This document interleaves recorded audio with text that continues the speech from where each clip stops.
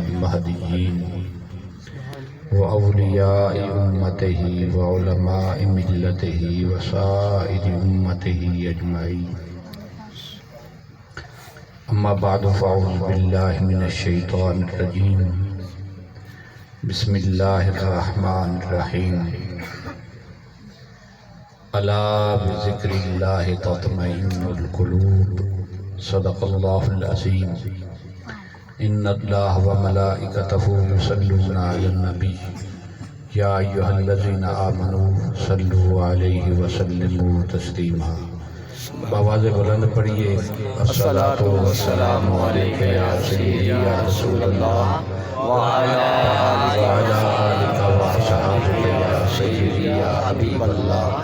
الصلاۃ والسلام علیک یا سیدی یا امام القبلتین وعلی آلک وصحبہ یا سیدی یا جد الحسن والحسین.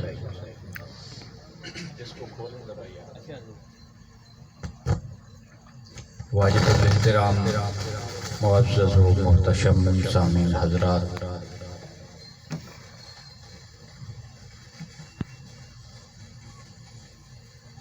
وقت رات کے پچھلے پہر میں داخل ہو چکا ہے.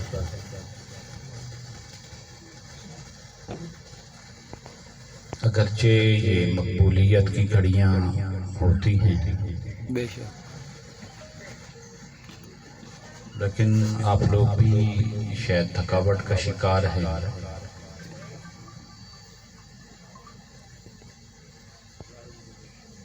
تو میں انتہائی اختصار کے ساتھ، جیسے یاسر بھائی نے نہایت ہی مختصر کلام پیش کیا، میں بھی نہایت اختصار کے ساتھ چند باتیں عرض کر کے پھر میرے بعد شاید ثنا خان مصطفیٰ بھی باقی ہیں، محفل تو جاری رہے گی. قرآن مجید فرقان حمید کے ایک مقام سے میں نے چند کلمات کی تلاوت کا شرف حاصل کیا ہے، جس میں رب ذوالجلال ارشاد فرماتا ہے الا بذکر اللہ تطمئن القلوب. بے شک خبردار، یاد رکھو، دلوں کا اطمینان جو ہے یہ اللہ کے ذکر میں ہے. بے شک، دلوں کا اطمینان جو ہے یہ اللہ کے ذکر میں ہے. آیت کا سلیس ترجمہ کر کے میں ایک حدیث پاک کا سہارا لینا چاہتا ہوں.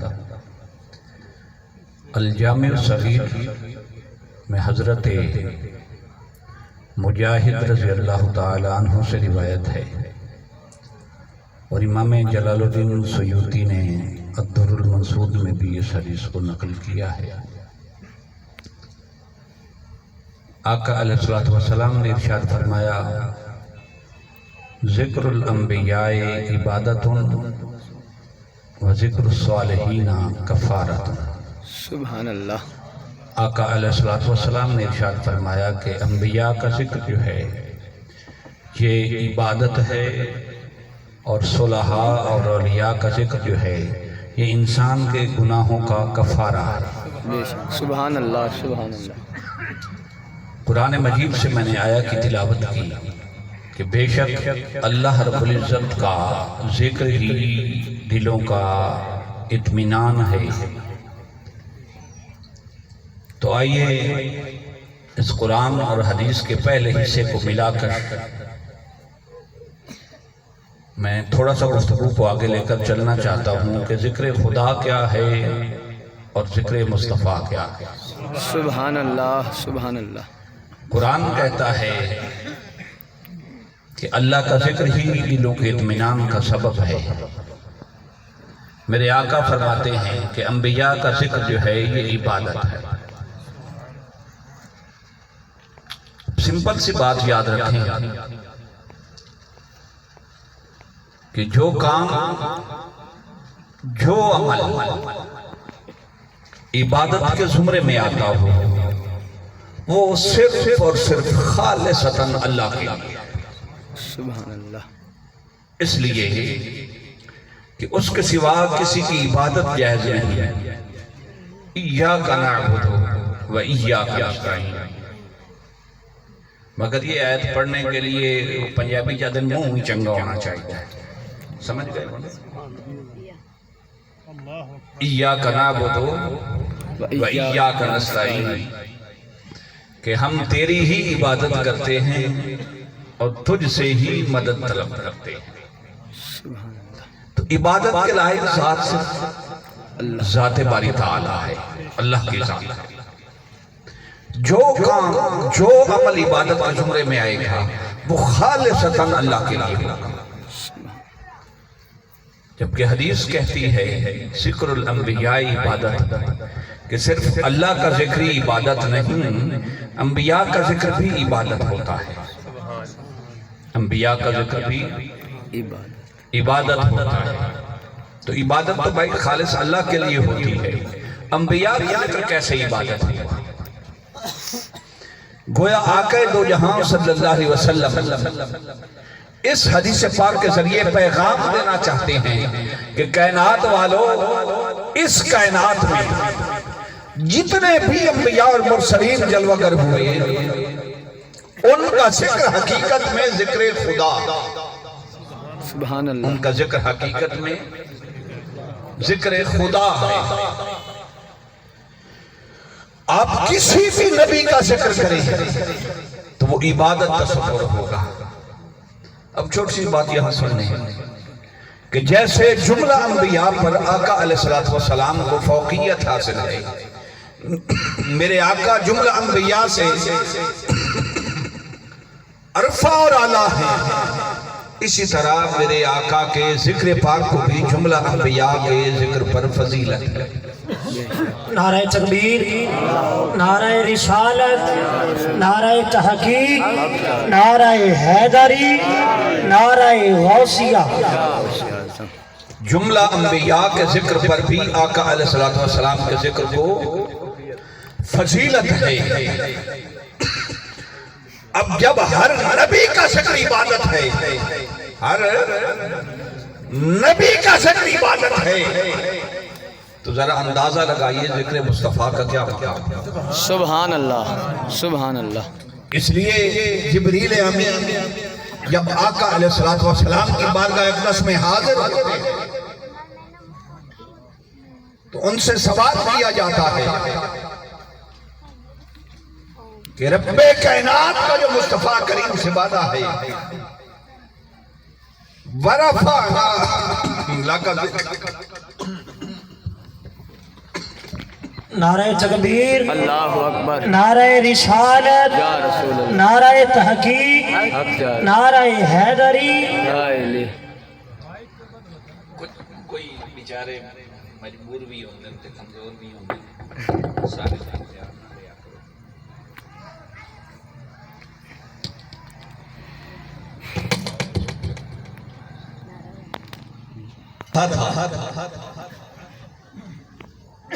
کہ حضرت جبریل امین علیہ السلام سے پوچھا گیا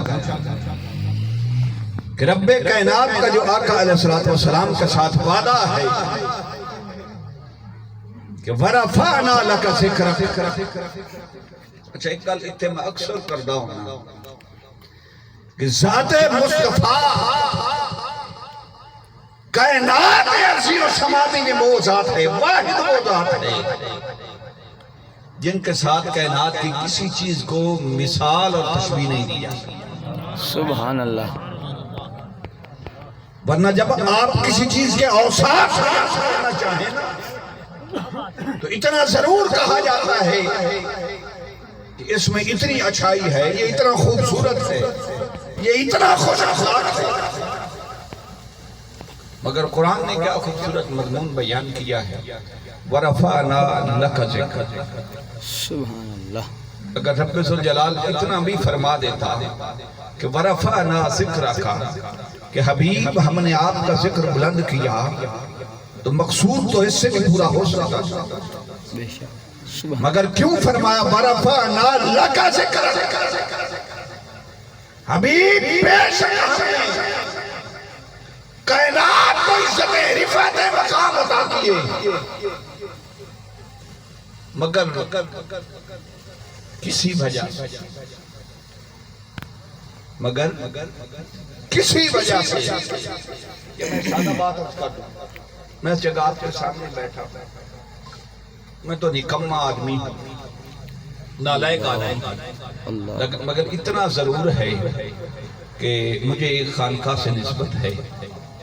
آپ میری عزت کریں گے میرے والد گرامی کی وجہ سے، میرے دادا حضور کی وجہ سے، کہ چلو یہ چنگا نہ صحیح وہ تو چنگے سنگے، کچھ اسے اچھوں سے نسبت تو ہے نا، مگر قرآن نے یہ مضمون بیان نہیں کیا۔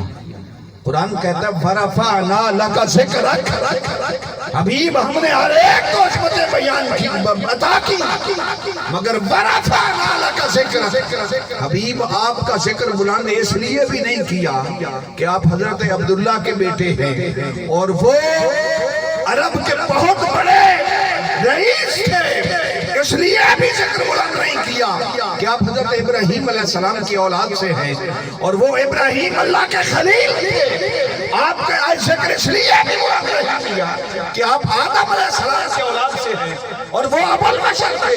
نا حبیب ساری کائنات کو عظمتیں آپ کی وجہ سے عطا کی، اگر آدم کو کوئی عزت بخشی تو آپ کے سبب، اگر ابراہیم کو کوئی عزت بخشی تو آپ کے سبب، اب اگر حضرت عبداللہ کو کوئی عزت بخشی تو آپ کے سبب، مگر وَرَفَعْنَا لَكَ ذِكْرَكَ، حبیب جو آپ کو عزت عطا کی ہے نا وہ کسی کے سبب نہیں، آپ کے سبب عطا کی ہے۔ سبحان اللہ، سبحان اللہ۔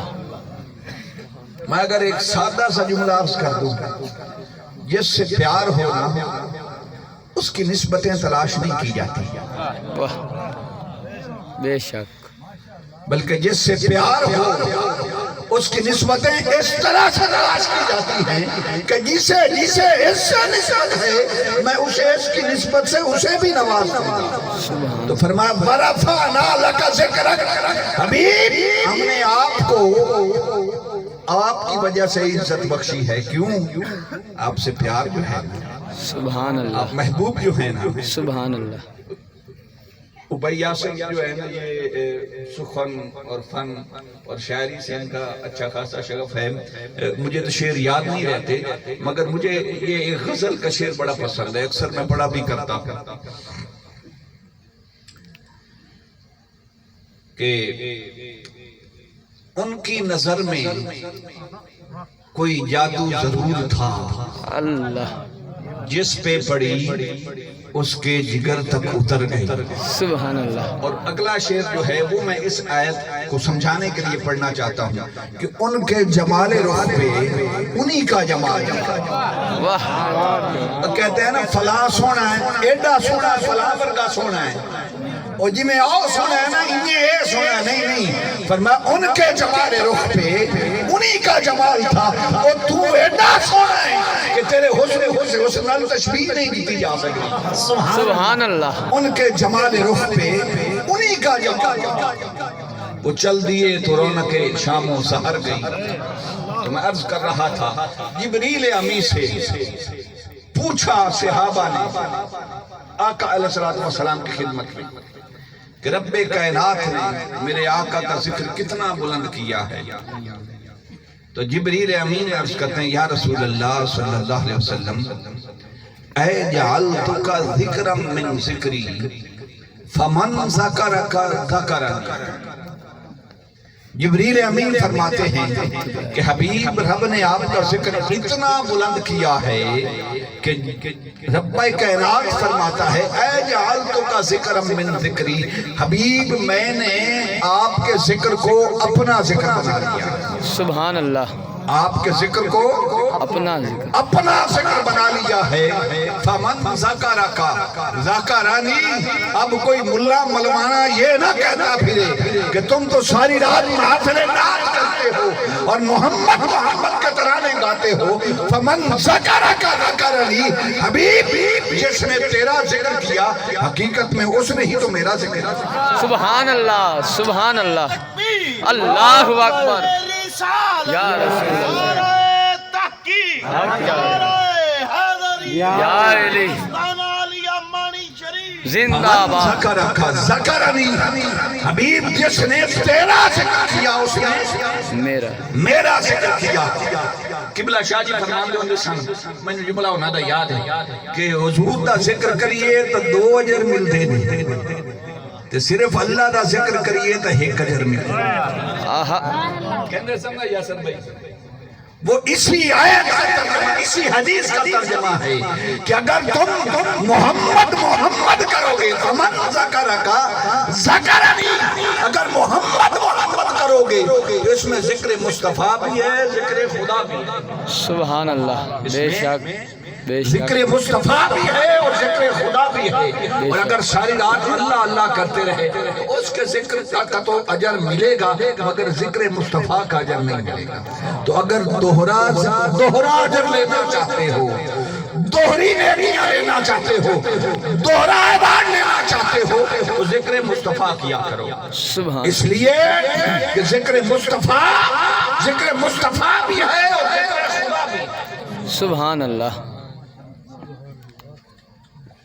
قرآن کہتا ہے، میں نے جملہ پہلے عرض کیا بھئی پیار کی بات ہے نا، قرآن کہتا ہے یا ایھا الذین آمنوا لا ترفعوا اصواتکم فوق صوت النبی، اے ایمان والو تم اپنی آوازوں کو میرے حبیب کی آواز سے بلند نہ کیا۔ ساتھ ہی آگے کہتا ہے وَلَا تَجْهَرُوا لَهُ بِالْقَوْلِ كَجَهْرِ بَعْضِكُمْ لِبَعْضٍ،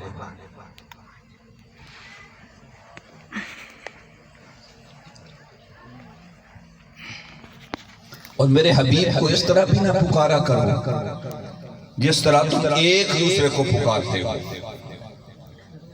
توجہ ہے؟ سبحان اللہ، پہلے فرمایا کہ اپنی آوازوں کو میرے حبیب کی آواز سے بلند نہ کیا کرو۔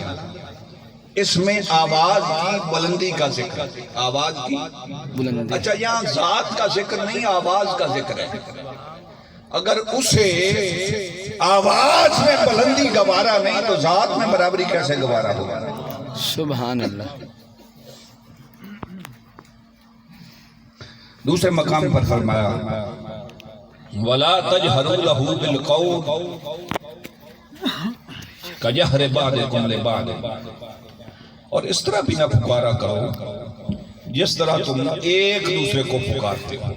سبحان اللہ، تو 2 چیزیں سامنے آ گئی کہ نہ اپنی آواز کو حضور کی آواز سے بلند کرنا ہے اور نہ پکارنے میں اور آواز میں ان کی برابری کرنا۔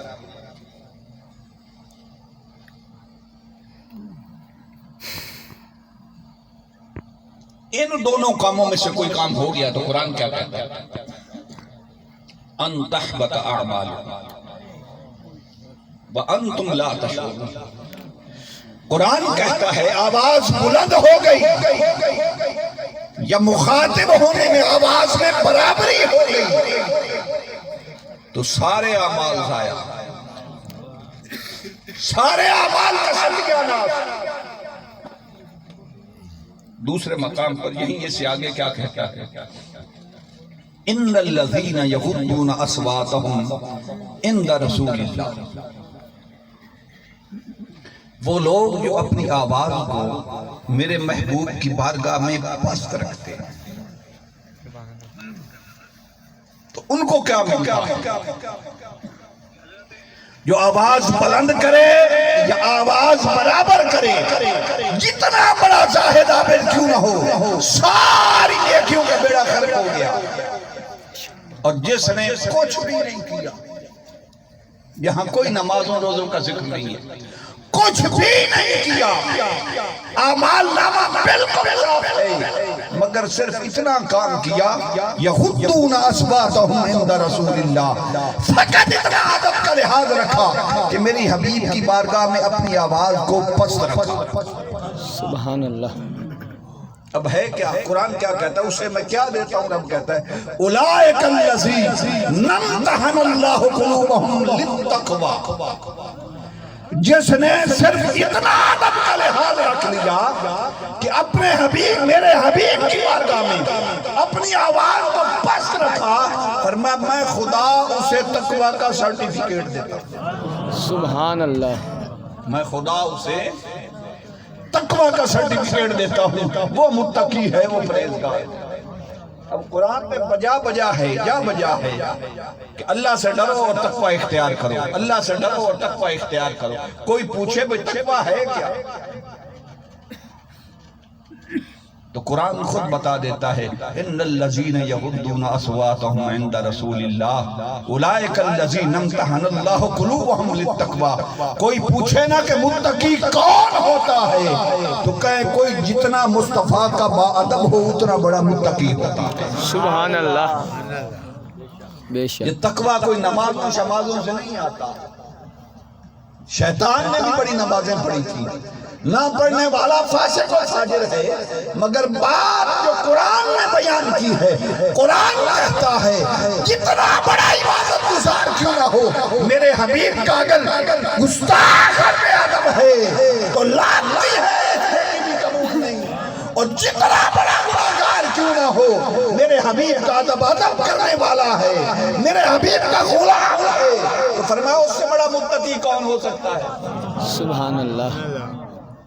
جب قرآن نے ایک معیار دے دیا تو ہمیں کسی مولوی سے فتویٰ لینے کی ضرورت کیا ہے؟ تو آج یہ بات پلے باندھ کے جائے، متقی اور ولی کون ہوتا ہے؟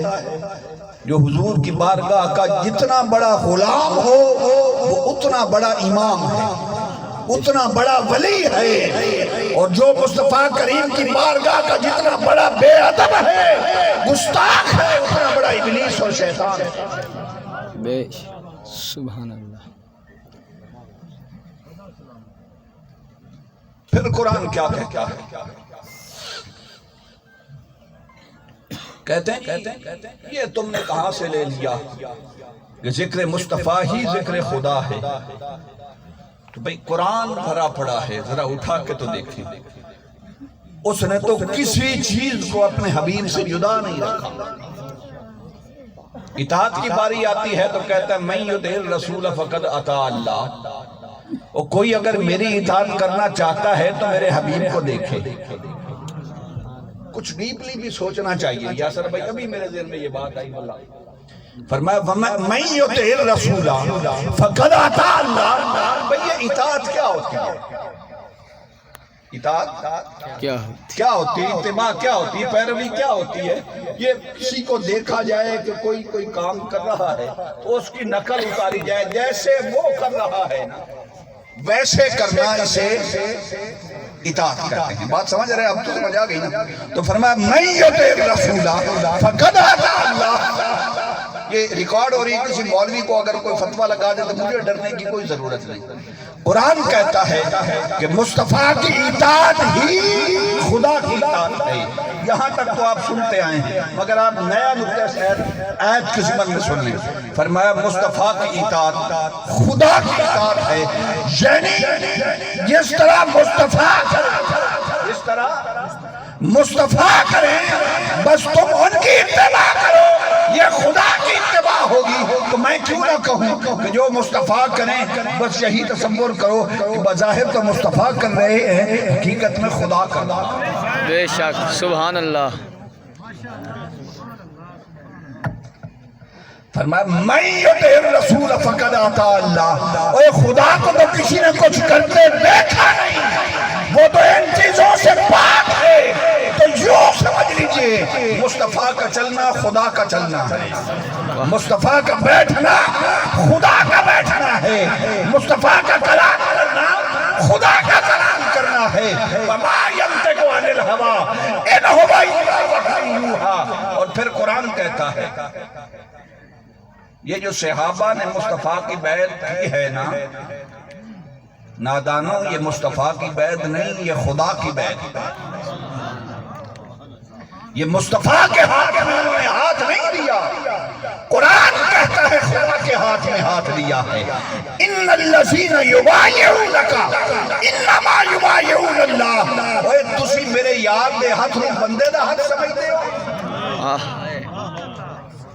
کہ کسے بندے دے ہاتھ میں نا میت رسول فقط آتا اللہ، جس نے میرے حبیب کے ہاتھ میں ہاتھ دیا وہ مصطفیٰ کا ہاتھ نہ سمجھے، خدا کا ہاتھ سمجھے، سبحان اللہ، کہ مصطفیٰ کی بیعت میں خدا کی بیعت ہے۔ سبحان اللہ، اور قرآن نے حد ہی کر دی، قرآن کہتا ہے واللہ ورسولہ احق ان یردوہ، اللہ اور اس کے رسول کا یہ حق ہے، اللہ اور اس کے رسول کا یہ حق ہے کیا ان یردوہ۔ اب قرآن نے یہ نہیں کہا، کوئی عربی سے شغف رکھنے والا بیٹا ہو، سمپل سا مسئلہ ہے کہ واحد کے لیے ضمیر ہوا ہوتی ہے اور تثنیہ کے لیے ضمیر ہما ہوتی ہے۔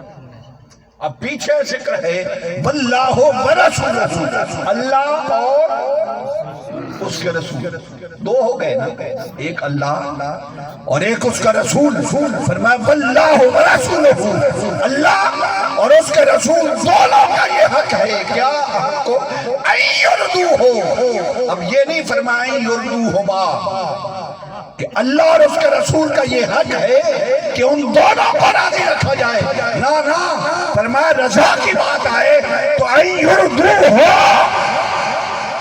تم میرے حبیب کی رضا کو مجھ سے کوئی جدا سمجھتے ہو؟ سبحان اللہ، کہ میری کوئی رضا اور ہے، میرے حبیب کی رضا کوئی اور ہے، فرمایا ان یردوہ، بس یاد رکھو جس سے مصطفیٰ راضی ہو گئے اس سے خدا راضی ہو گئے۔ سبحان اللہ، سبحان اللہ، اور صحابہ نے پھر قرآن کو سمجھا اور قرآن کو سمجھ کر پھر مصطفیٰ سے محبت کی، غلامی کا رشتہ نبھایا۔ ایک قرآن کے آیت عرض کر کے، صرف ایک حدیث عرض کر کے میں بات کو کمپلیٹ کر لوں۔ قرآن کہتا ہے کہ آپ نے اکثر ختم نبوت پر آیت سنی ہوگی، مگر آج اس کا ایک نیا لطف لیں۔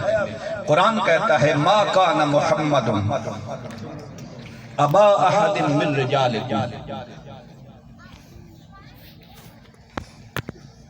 محمد صلی اللہ علیہ وسلم جو ہیں وہ جوان مردوں میں سے، یہ غلط ترجمہ کیا جاتا ہے کہ مردوں میں سے نہیں، رجال کا لفظ جو ہے یہ عربی کے لیے عربی میں جوان مرد کے لیے آتا ہے، بچے کو طفل کہتے ہیں، رجلون جو ہے یہ جوان کے لیے آتا ہے۔ قرآن کہتا ہے ما کان محمد ابا احد من رجالکم، محمد صلی اللہ علیہ وسلم جو ہیں وہ تم میں سے کسی جوان مرد کے باپ ہیں، کسے جوان مرد کے باپ نہیں۔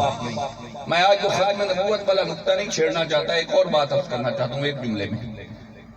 محمد صلی اللہ علیہ وسلم کسی مرد کے باپ نہیں۔ ادھر سنیے قرآن کیا کہتا ہے وَأَزْوَاجُهُ أُمَّهَاتُهُمْ، اور ان کی ازواج مطہرات جو ہیں وہ کائنات کے مومنین کی مائیں ہیں۔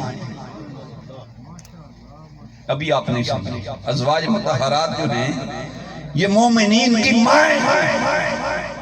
اب بھائی بتائیے نا ذرا کہ بچہ ہے، کوئی کہے کہ اس کی ماں تو ہے یہ، مگر اس عورت کا شوہر جو ہے یہ اس کا باپ نہیں ہے، ایسا بھی کبھی ہوا ہے؟ کوئی نہیں سمجھے؟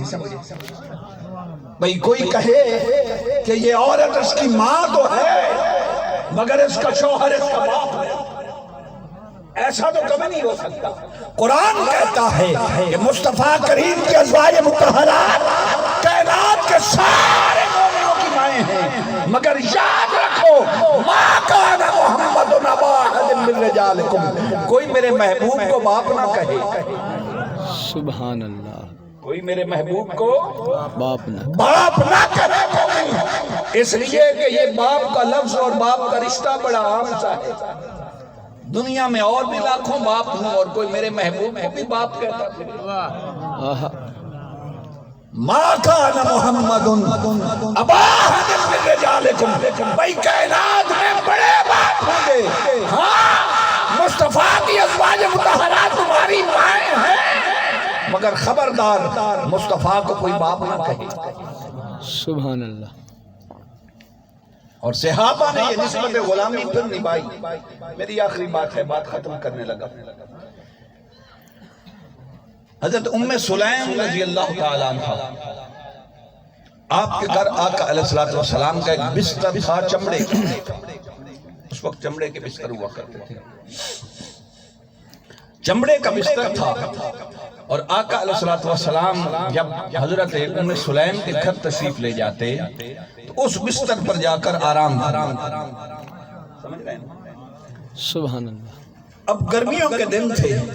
آقا علیہ السلام ایک دن جلوہ گر ہوئے، حضرت ام سلیم کے گھر تشریف لے گئے اور اس چمڑے کے بستر پر لیٹ گئے. سخت گرمی تھی تو جسم مبارک سے پسینہ نکلنا شروع ہو گیا. اب حضرت ام سلیم نے دیکھا کہ پسینہ ہے پر خوشبو بڑی ہے، تو اٹھیں اور اٹھ کر اس بستر سے وہ پسینے کے قطرات جمع کرنے شروع کر دی. اللہ اکبر. سبحان ایک اللہ. شیشی پر لی. آقا علیہ السلام بیدار ہوئے. عرض کی یا رسول اللہ، میں نے آپ کے پسینہ مبارک کے قطرات جمع کر کے یہ شیشی بری، اب گھر میں رکھ لی. تو خوشبو جو ہوتی ہے نا، یہ ہر ایک کی ضرورت ہوتی ہے. میں کسی بد مزاج شخص کی بات نہیں کر رہا. سبحان اللہ. ہر اچھے مزاج والے شخص کی خوشبو ضرورت ہوتی ہے. سبحان اللہ. اب ہوتا یہ کہ یہ صحابی بیٹی یا بیٹے کی شادی ہوتی، باقی سارا سامان تو خرید لیتے مگر خوشبو کوئی پسند نہ آتی. آئے جنہیں مصطفیٰ کی سانس مبارک جو تھے، ان کی خوشبویں جنہیں نصیب ہوئی تھی، انہیں کائنات کی کون سی خوشبو پسند آنی تھی یارو. تو حضرت ام سلیم کے گھر جاتے اور حضرت ام سلیم صرف ایک قطرہ عطا کرتی. صحابہ فرماتے رب کعبہ کی قسم، وہ مصطفیٰ کریم کے پسینہ مبارک کا ایک قطرہ جس کپڑے پہ لگ جاتا کپڑا پھٹ جاتا، خوشبو کبھی نہیں گئی. سبحان اللہ. سبحان اللہ. کپڑا پھٹ جاتا، خوشبو کبھی نہیں گئی تھی. حضرت عبداللہ بن مسعود رضی اللہ تعالیٰ. آخری بات ہے میری، میں محفل کے ماحول خراب نہ کروں، ناراض نہ ہویا بلکہ دولت بندے جمع کر کے دیتے ہیں. سبحان اللہ. حضرت عبداللہ بن مسعود رضی اللہ تعالیٰ عنہ، میری آخری بات ہے.